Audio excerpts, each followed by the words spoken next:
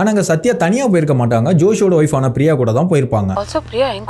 தென் அவங்க பார்மசில இருந்து வந்துகிட்டு இருக்கும் போது ஒருத்தர் அங்க கையில கத்திய பிடிச்சிட்டு காத்துக்கிட்டு இருப்பாரு. அதாவது இவர் வந்துட்டு அந்த மச்சான், மிஸ்கின் மச்சான், ஆக்சிடென்ட்ல எனிமையானவங்க, அவர் தான் அன்னைக்கு மிஸ் ஆயிட்டாருல, சோ திரும்ப ரிவெஞ்ச் பண்றதுக்காக இங்க வந்திருக்காரு. அவர் வந்துட்டு சத்யா வந்த உடனே குத்தலான்னு போவாரு, ஒருத்தவர் வந்துட்டு அவரை ஸ்டாப் பண்ணிடுவாரு. அவர் யாருன்னா ஆந்தனி தாஸ்.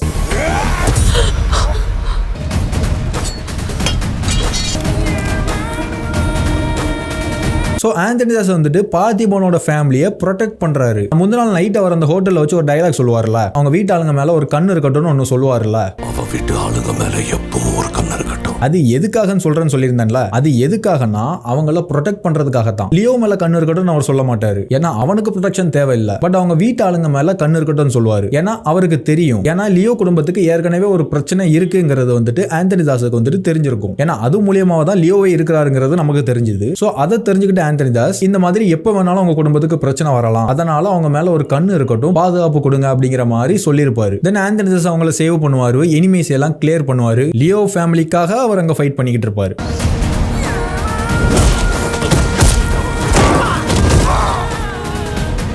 அப்போ அந்த மிஸ்கினோட மச்சான் இருக்காருல்ல, லியோ மிஸ் பண்ணிட்டு வருத்தப்பட்டார்ல, இவனை மிஸ் பண்ணிட்டோமேனு, அவரை இவர் இப்போ கொலை பண்ணிடுவார். லியோ குடும்பத்துக்கு இருக்க ஒரே பிரச்சனை இவன், அதை நான் கிளியர் பண்ணிடுறேன் அப்படிங்கிற மாதிரி கிளியர் பண்றாரு.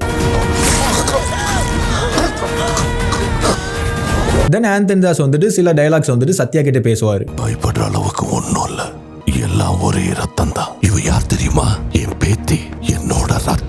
அதாவது இதிலே கன்வே ஆகுது, அவர் வந்துட்டு லியோ வந்துட்டு அழிக்கிறதுக்காகவோ லியோவுடைய குடும்பத்தை வந்துட்டு அழிக்கிறதுக்காகவோ ஒரு நெகட்டிவ் மைண்ட் செட்ல வந்துட்டு அவர் வரல, லியோவை கூட்டிட்டு போக தான் வந்திருக்காரு. அவரால் ஒரு விஷயம் நின்னு போச்சு, அவரை வச்சுதான் அதை தொடங்கணும் அப்படிங்கிற ஒரு மைண்ட் செட்ல தான் வந்திருக்காரு. அது என்னங்கிறது பிளாஷ்பேக்ல பார்க்கலாம். சோ இந்த ஒரு மோட்டிவ்ல தான் அவர் வந்திருக்காரு. தென் அதை கேட்ட சத்யா, நீ தானே இந்த மாதிரி நேத்து காஃபி ஷாப்புக்கு வந்து பிரச்சனை பண்ணிட்டு போன, மரியாதையா போயிடல, நான் போலீஸை கூப்பிடுவேன்னு சொல்லுவாங்க.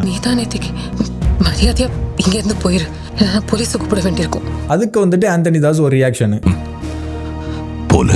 போலீஸா என்ன கிளியர் பண்றதுக்கு போலீஸா அப்படிங்கிற மாதிரி ஒரு சீப்பான ரியாக்ஷன் வந்து கொடுப்பாரு. ஏன்னா அவனுங்க தான் அப்படிப்பட்ட ஆளுங்களாச்சு அப்படிங்கிற மாதிரி ஒரு ரியாக்ஷன் அங்க. தென் அதுக்கப்புறமா சில விஷயங்கள் சொல்லுவாரு. அதாவது லியோ கிட்ட இருந்து அவங்க குடும்பத்தை தனியா பிரிச்சு கொண்டு வந்து, அதாவது காரை ரிப்பேர் பண்ணி இவங்களை தனியா மீட் பண்றதுக்கான ஆப்பர்ச்சுனிட்டியை கிரியேட் பண்ணாருல, அது எதுக்காக பண்ணாரோ, என்ன விஷயத்த சொல்றதுக்காக பண்ணாரோ அந்த விஷயத்த அங்க சொல்லுவாரு. நம்ம முன்னாடி ஏற்கனவே பார்த்துட்டோம், அதே விஷயம் தான். நான் பிரச்சனை பண்ண வரலாமா? நீ பார்த்திபன் நம்பி 20 வருஷம் வாழ்ந்துகிட்டு இருக்கிற ஒரு ஆளு, அதுக்கு முன்னாடி இவு இறக்க இல்லாம அத்தனை பேரை கொண்டு இருக்கிற ஒரு மோசமான கொலைகாரன்னு தெரிய வரும் போது என்ன வந்து பாரு, உண்மையிலேயே உன் புருஷன் யாருன்னு நான் சொல்றேன்.